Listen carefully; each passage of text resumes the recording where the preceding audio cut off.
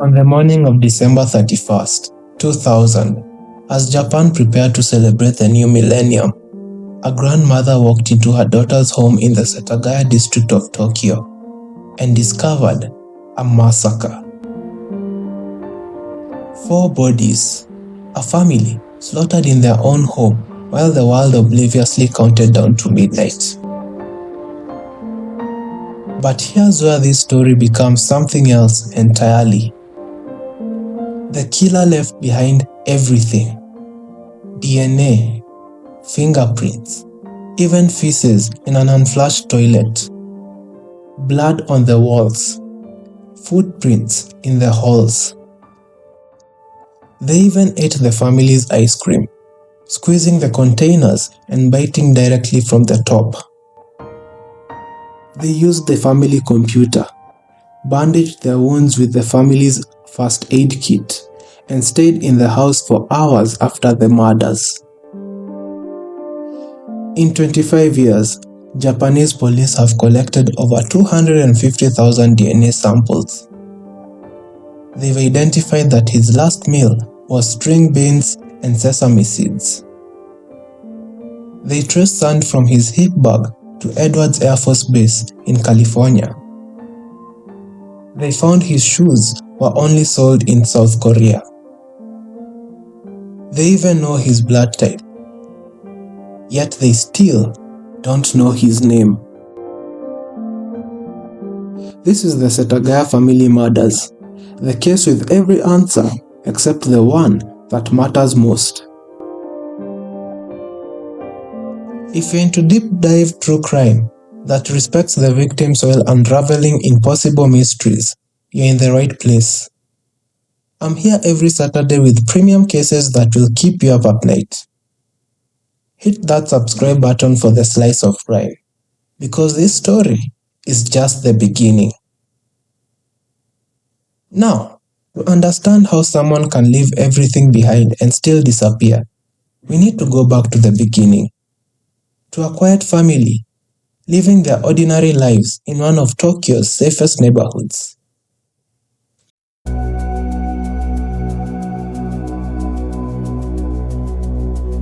The Miyazawa family lived in Kamisoshigaya, once a bustling neighborhood full of families. But as the millennium approached and Tokyo expanded, neighbors began selling their properties and moving away from the relentless growth of the city. By December 2000, the Miyazawa family was one of only 4 homes left in the area. Mikio Miyazawa, 44, worked as a businessman, reliable, hardworking, the kind of father who came home every evening. His wife, Yasuko, 41, was a cram school tutor who ran classes from their home, known for her patience in helping children learn.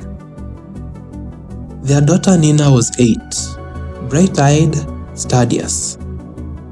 6-year-old Ray was the energetic one, who filled their home with laughter. Their modest 2-story home sat quietly beside Miyazawa Park. The house was actually 2 connected dwellings, one for the Miyazawas, the other occasionally used by Yasuko's mother and sister. The family had already sold their land to the city for park expansion, but Yasuko delayed the move. She worried about how relocation would affect their children, especially Ray, who had a developmental disorder. As an educator, she understood the importance of a stable environment. December 30th, 2000 started like any other day. The family went shopping near Chitose Karashuyama Station for New Year's celebrations, then returned home for a quiet evening of dinner and TV. That evening, the Miyazawas went to bed like any other family. Doors locked, children tucked in, no reason to believe this night would be different. But in the park behind their home, someone was already watching. And in the hours between Saturday night and Sunday morning, everything will be taken away from them.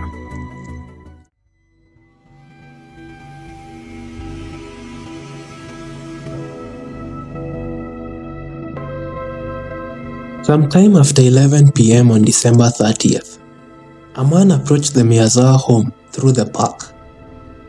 Using the fence in the backyard and possibly a tree with broken branches, he climbed to the second-floor bathroom window. He removed the screen. He entered the house. The first room he encountered was 6-year-old Ray's bedroom. The boy was sleeping alone. The killer strangled him to death in his bed. Ray was the only victim to be strangled. What happened next remained disputed, but we know this. Mikio was downstairs, finishing work. He either heard the commotion and rushed upstairs to confront the killer, or the killer came down to find him. The attacker pulled out a sashimi knife, a blade used for cutting seafood, and stabbed Mikio repeatedly as he fought back. During the struggle, Mikio fell. His body was found at the base of the stairs, one slipper still on the steps above. A fragment of the blade was embedded in his skull. In the third-floor attic, Yasuko and 8-year-old Nina were sleeping. The killer climbed the foldable ladder. He attacked them in their beds. The bloodstains on the futon proved it. During the attack, his sashimi knife broke. He went to the kitchen, found a Western-style knife, and returned to finish what he'd started. Mother and daughter tried to escape down the ladder, but they were killed at the top of the stairs, their bodies found hunched close together. Nina's body was missing teeth. She'd not just been stabbed, but beaten ruthlessly. Forensic evidence shows she was the last to die. And then, after murdering a family of 4, including 2 children, the killer didn't leave. He made himself at home.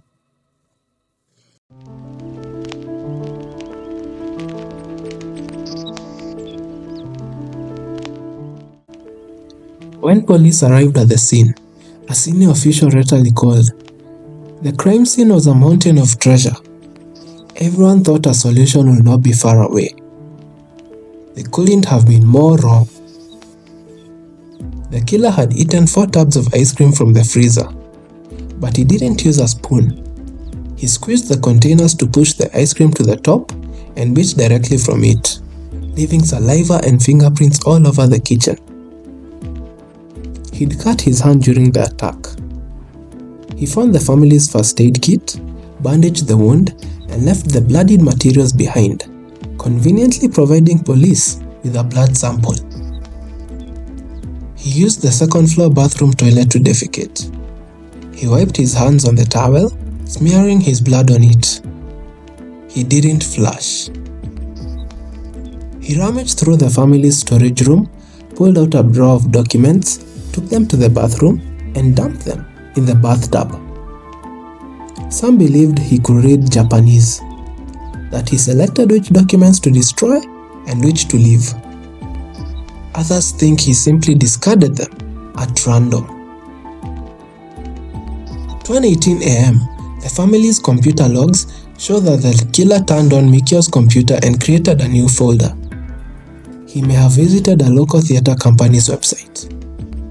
He then browsed for hours while 4 bodies lay cooling behind him. He removed his jacket, hat, shirt, scarf. Left behind 2 handkerchiefs, one with a hole cut through the center. Left his hip bag, his gloves, both murder weapons. Police could now create a complete picture of what he was wearing. A grey crusher bucket hat, a purple-sleeved baseball shirt, a cheap plaid scarf, a Uniqlo AirTech jacket, black gloves, and a grey and black hip bag. The shoes, Slazenger sneakers, size 27.5 centimeters, roughly a US men's size 9.5. The DNA evidence was everywhere. Saliva, hair, blood, feces, type A blood, mixed ancestry, a mother likely from Southern Europe, a father with East Asian heritage. His last meal, string beans and sesame seeds, a home-cooked meal. And in his hip bag, they found sand, not from Japan, from the Mojave Desert in California, specifically matching sand from Edwards Air Force Base. Stop and think about this. They had his DNA profile, his fingerprints, clear perfect prints, his clothing with specific origins, shoes only sold in South Korea, sand from a California military base, his blood type, his last meal, his cologne, Drakkar Noir, even skateboard grip in his bag. They ran his fingerprints through every database in Japan. No match. They coordinated South Korea. Korean law requires fingerprints from everyone over 17 and all visitors. They checked the national database. No match. They checked US military personnel records, travel logs, immigration stamps. Nothing. It was as if someone had erased him before the police started looking.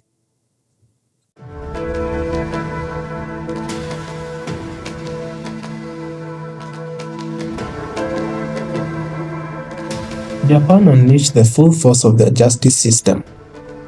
Over 250,000 investigators assigned to this case over a period of 25 years. 250,000 people for just this one case. They collected 250,000 DNA samples over the years. Door to door. Every resident, every worker, every person with any connection to the area. None matched.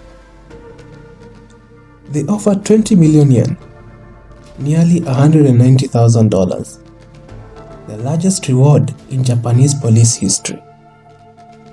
Tips flooded in, 15,000 tips over the years, each one investigated, each one leading nowhere. A taxi driver reported picking up 3 men near the crime scene that night. One had a hand injury and left a bloodstain on the seat. Could they have been involved? The evidence suggested only one killer. The day after the murder, nurses at a medical center hours north of Tokyo reported treating a man in his mid-30s with a severe hand injury. So deep, they could see bone. He refused to explain how he got it. Were these leads connected? Or just the noise that drowns every major investigation? Here's what keeps investigators up at night. Somewhere between the time the killer walked out that door and the time the bodies were discovered, he vanished completely. And there were theories, disturbing theories, about who this person might be and why they've never been caught. But before we dive into the theories, I would like to hear from you. If you are leading this investigation, after 250,000 officers, 15,000 tips, and over a period of 25 years, and still no answers, would you think this was a random act of violence or something deeply personal? Drop your theory in the comments. Let's see what story you think the evidence is really telling. After years of dead ends, investigators built a profile. Male, age 15 to 35. Height, 5 foot 6 inches to 5 foot 7 inches. Slender build, the hip bag waist belt was just 32 inches.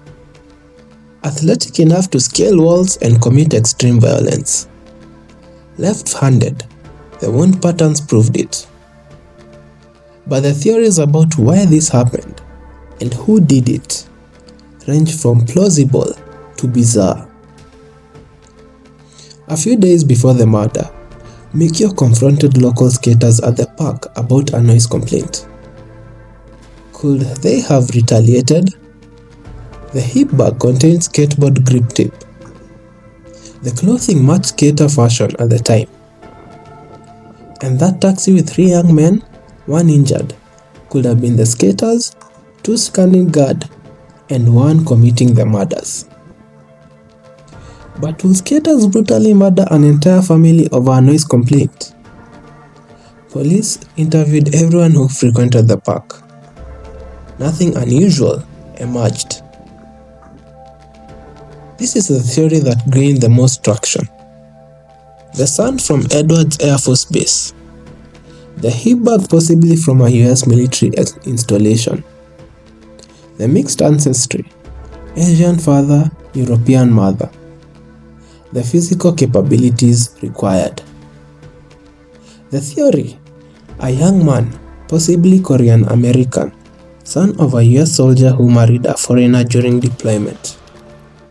He served at Edwards Air Force Base in California, then was transferred to Yokota Air Base, just 1 hour from the Miyazawa home.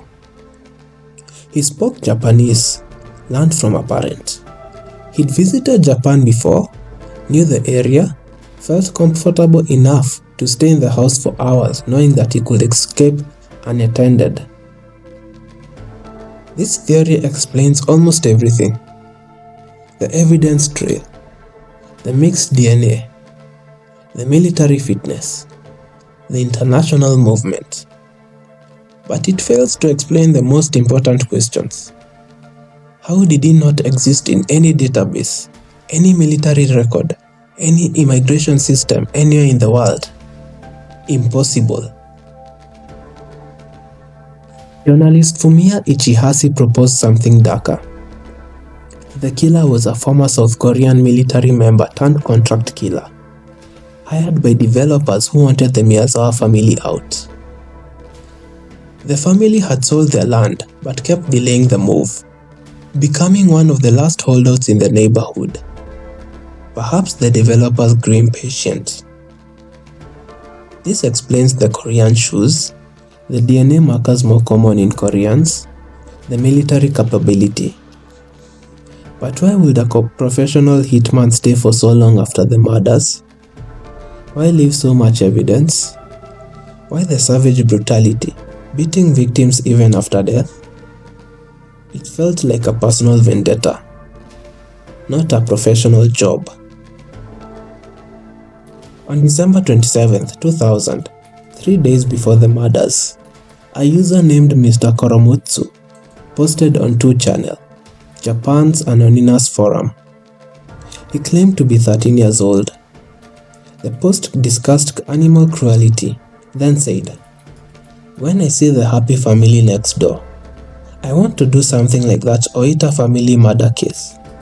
The closing date is December 31st at 11:59 p.m. I'm thinking about killing it off before the 21st century arrives." The Oita case he referenced. A 15-year-old boy stabbed a family in their home at night, killing 3. Crimes by minors were rising at the time, a deadly trend at the century's turn. This post was made 3 days before the Setagaya murders. The timing was chilling. But a 13-year-old couldn't have the strength, the capability. Could they? If the killer was a child, he wouldn't be in any fingerprint database. The string beans and sesame seeds, a home-cooked meal from a mother, still living at home. But the California sand, the brutality, the hours spent in the house, most sleuths dismiss this story entirely. None of these theories are perfect. Each explains some evidence while leaving other pieces hanging. And that's perhaps the cruelest aspect of this case. Not that there are no theories, but there are too many. And every single one is possible.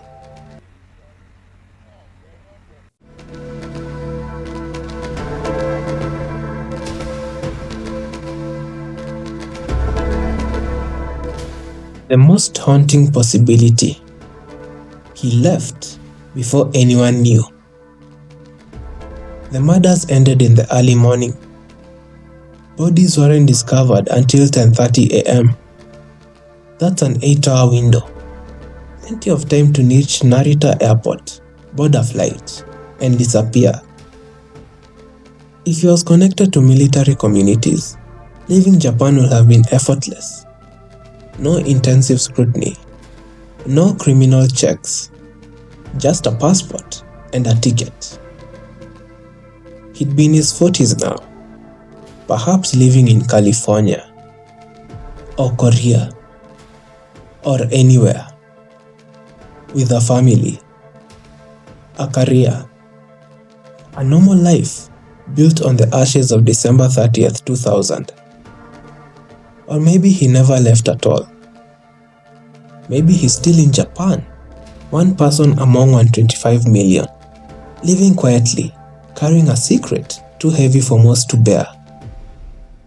And just like that, the trail went cold.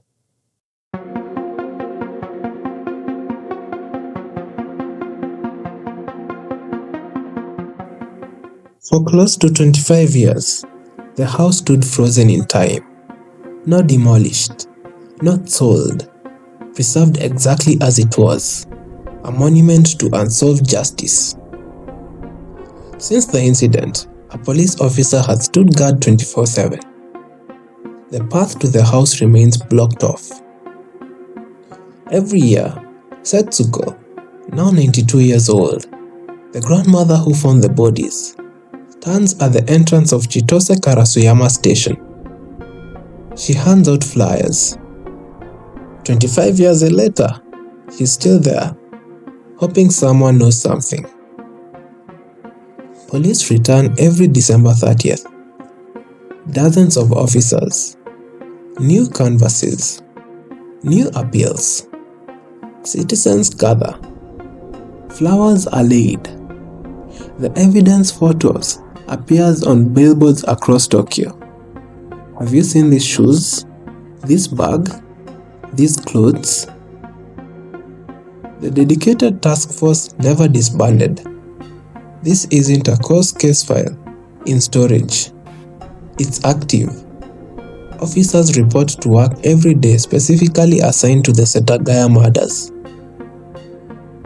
Why does this haunt Japan differently? Japan prides itself on safety, on order, on justice. Crime is low. Streets are safe. There is a social contract. Behave properly and society protects you. The Miyazawas did everything right. Hardworking, kind, peaceful, model citizens. And it didn't matter. In 2010, after public advocacy, Japan abolished the statute of limitations for murder. The killer can still be brought to justice, no matter how much time passes. The case has become generational. Detectives who started young are retiring. New investigators inherit the burden of solving what their predecessors could not. 25 years.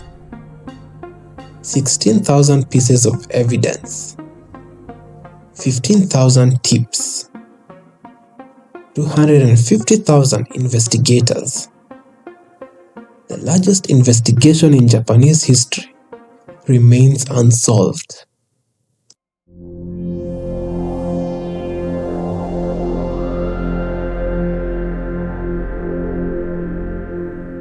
After all the evidence, all the theories, all the years, we are left with questions that have no forensic answers. Why this family? They weren't wealthy. They had no enemies. They were delaying a movies, but not maliciously, just trying to protect their children. Why that night, New Year's Eve, when Japan celebrates new beginnings? And why stay so long? Why eat their food? Why use their computer? Why sleep on the sofa? Someone knows. If the killer is alive, he carries those memories. Every December 30th, when Japan remembers, he remembers too, whether he wants to or not. Maybe someone else knows. A parent, a friend, a spouse who noticed something didn't add up. Secrets have weight. This secret, 4 lives, 25 years, carries more weight than most can bear forever. The DNA exists, waiting. Every day, more people submit genetic information for ancestry tests. Every submission is a chance that a relative will create a connection investigators will follow. Every year in Setagaya, people gather who never knew the Miyazawas but refuse to forget them. They lay flowers. They observe silence. They promise this law of 4 lives matters. The shoes wait. The clothing wait. The DNA waits. Somewhere the person they belong to continues to live. A life built on ashes. Mikio never saw his children grow up. Yasuko never became a grandmother. Nina never reached high school. Rei never learned to ride a bike. Their lives ended on December 30th, 2000. But their story didn't. As long as Setsuko's sons are at that station with her flyers. As long as investigators keep working. As long as DNA sits in databases waiting, there is hope. Not for the justice they deserved. Nothing can give them that now. But for an answer, for accountability, for the day when someone says a name and the evidence responds, yes, that's the one.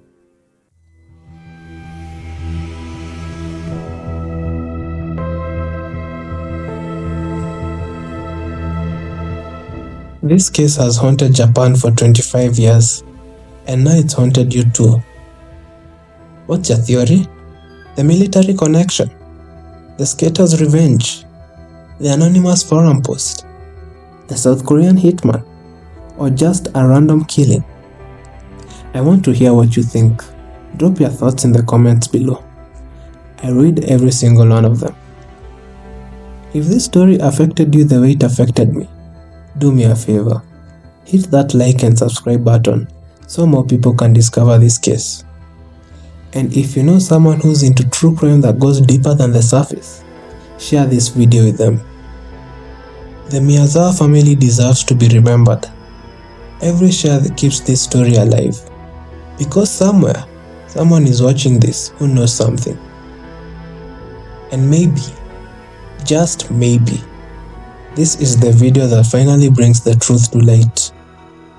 I'll see you in the next one. Until then, stay curious.